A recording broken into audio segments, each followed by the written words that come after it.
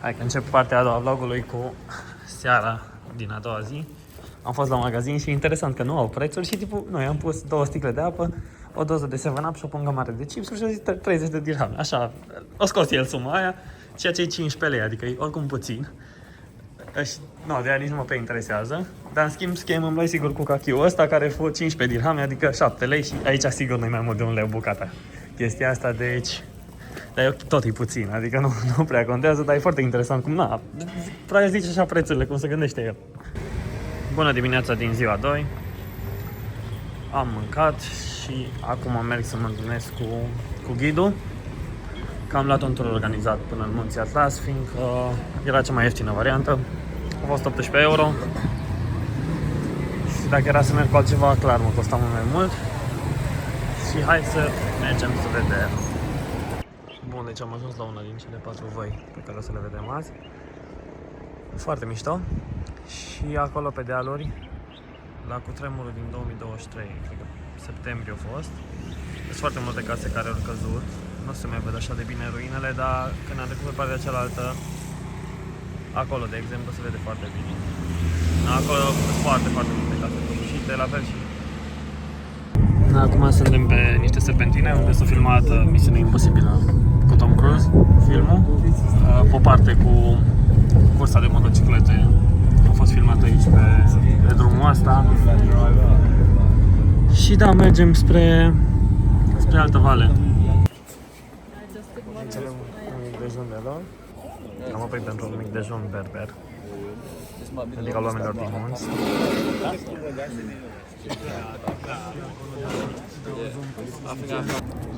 Asta e ulei de musline, ulei de argan și ulei de arahide. Și aici e pâine moale de lor. Deci aici ne arată cum se face uleiul de argan. Ala e pomul care face fructele de argan. Care sunt astea?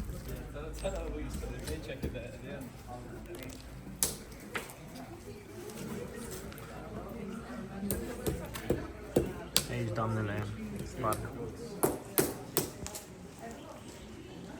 Și cu ce rămâne acolo? Mai departe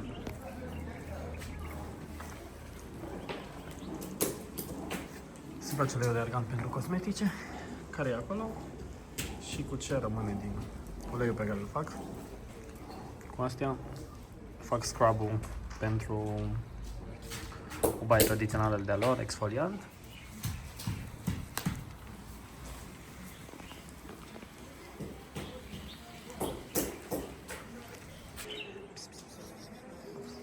Ce faci, bă, fraiere? Ce faci? Hai, da, ce bine mănci tu. Și tu. Tu ce faci? Tu? Tu nu vrei. Seacă. Hai să mergem până la valea asta. Că mi se pare mai interesant decât să-mi prezinte doamna cosmetice cu argan. Am stat numai să văd care e diferența între un argan pur și unul amestecat și au zis că ăla pur nu-i oily, așa, nu lasă pielea foarte uleioasă. Și într-adevăr nu lasă, adică m-am dat cu el și mișto. Da, foarte... Aici cumva suntem în mijlocul văii. Și unde vedeți poarta aia, e cumva marketul săptămânal. Aici e cam ca la Buzești, adică lumea coboară de pe munte o dată pe săptămână să-și facă cumpărăturile și urcă înapoi. Bine, acum la Buzești nu mai e așa, dar aici e cum era la Buzești mai de mult. Și în spate puteți vedea Topcalul, 4165 sau 67, nu știu exact. Foarte mișto valea asta și casele alea de munte. Mă uitam așa ce vegetație e pe aici, cum arată apa și cât de verde e. Și zic, bă, dar nu, pare că sunt destul de sus, da, suntem la 1500 de metri altitudine, adică e sus bine. Și uitați în spate puțin. O să încerc să iau cadrele de mai aproape. Presupun că o să oprim, știu unde se văd mișto. Da, foarte fain pe aici. Acum, ce am observat eu, singurul dezavantaj când mergi cu tur e că nu oprește unde vrei tu. Fiindcă eu am văzut un tip care încerca să treacă pe un pod din ăla, din sârme și plasă și se balansa așa foarte tare, că eu dacă eram singur cu mașina, opream clar acolo la podul ăla să mă uit. Dar nu pot să le zic, bă, opriți autocarul că, na, vreau să văd acolo. În rest e mișto, că cumva nu ești la grădiniță să trebuiască să stai cu ghidul. Adică dacă vrei poți să nu iei pe lângă el, să te uiți, să faci poze, să filmezi. Nu, dacă îți place ce zice, stai și asculți, că zice și chestii interesante, dacă nu, îți vezi de treaba ta și mergi. Am oprit aici la valea asta. Da, dacă mi-ar fi arătat vegetația și apa și tot, n-aș fi zis niciodată că ești în Maroc. Dar... na, e probabil de la altitudine. Arată așa, muntele nu se vede foarte, foarte bine, că poate soarele fix din direcția aia. Dar e, na, masiv. Au și aici la făgărășanul lor. Suntem la aproape 2000 de metri și ne-am apropiat destul de mult de munți.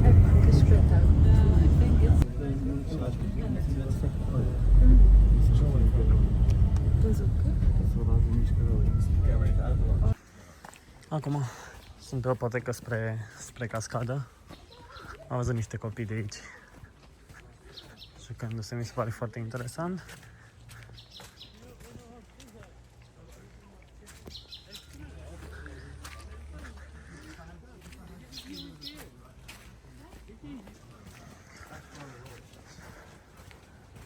Foarte mișto casele astea pe aici. Cred că e highlight-ul excursiei ziua de azi, sincer. Nu cred că o să fie ceva mai mișto.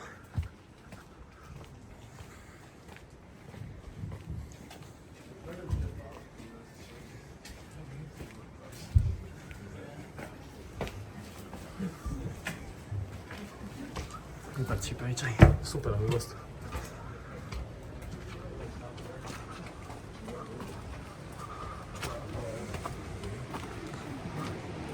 Nu uitați aici. Bă, e real.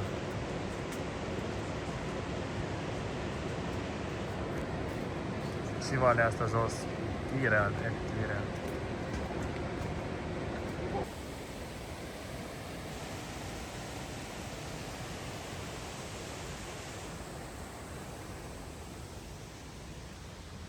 Și acolo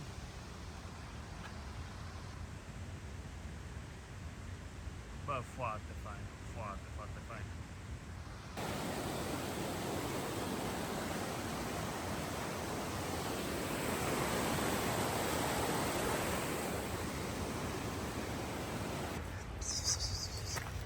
Ce faci frumoasă?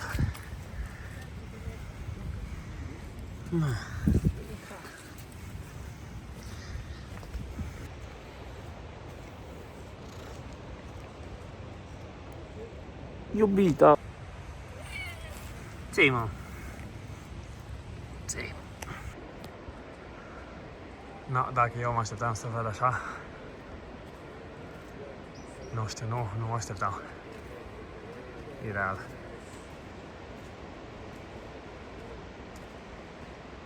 Gen aici 25-30 de grade și acolo e zăpadă. Două tema de aici, zici că sunt în Pakistan. În Nepal. Uitați-vă acolo în față. N-ai cum. Nu. Nu știi să mai mori.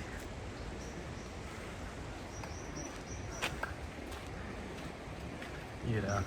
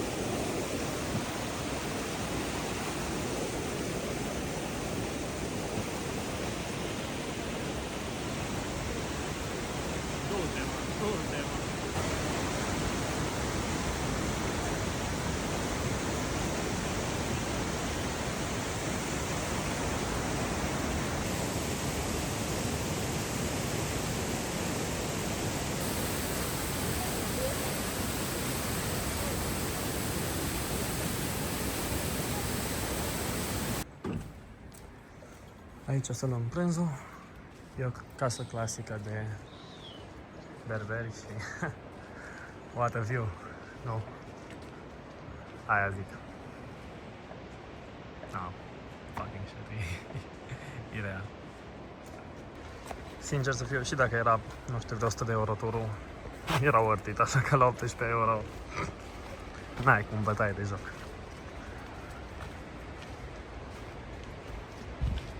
Singura mea supărare e că eu mă așteptam să văd maimuțe la cascadă, dar aparent aia cu maimuțele era altă cascadă.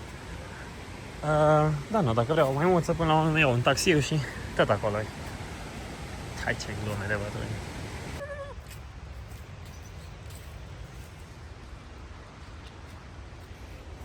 Uitați așa arată magazinele sătești aici.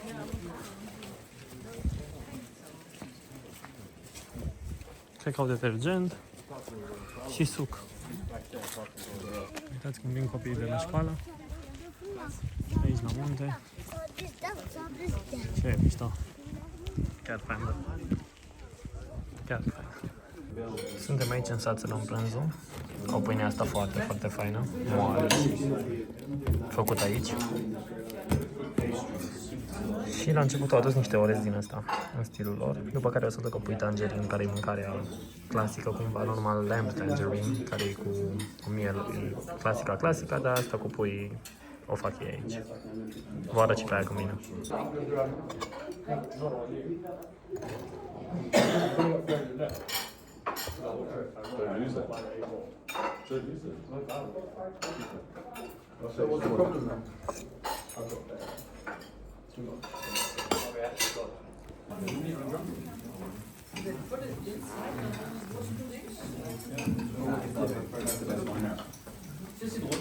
Deci așa vine chicken tangerine clasic la ei. Astea se face un foc cu jar și le pun pe jar și așa se gătește, nu știu, arată ireal de bine. Și miroase foarte bine. Bine pui. Hai să vedem, stai. Deci hai să vedem ce pui ei. E partea aia de la picior de la pui. Cu cartofi. Asta e 2 obliac, morcov, ardei, vedem dacă e iute. Am mai văzut ceva lămâie, roșii. Asta e mâncarea lor. Băi, interesant. O să vă zic cum e.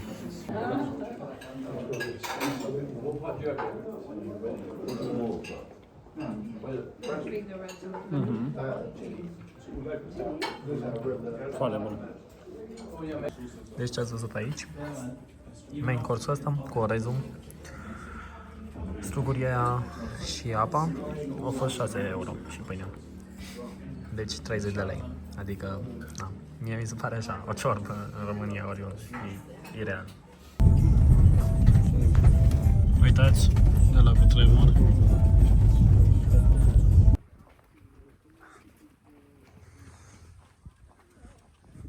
Da, mă, și gagica asta te dă pe lângă mâna mea. Apoi dacă mușcă și Camila cu mușcă calul și mă prinde de mână, am pus-o. Apoi cred că obosi eu mai tare decât Camila, mă dor bucile. La bicicletă e nimic, mă, față de ce să mișcă asta aici eu.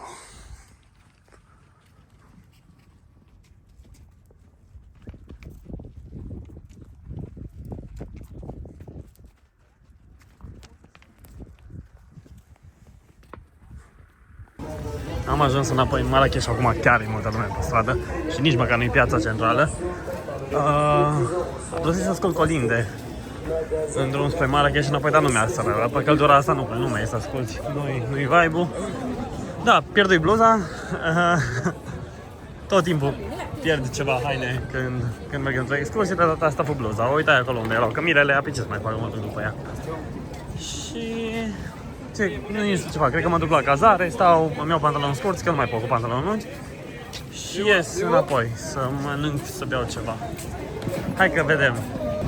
Acum e ceva și aici în piață, foarte multă lume.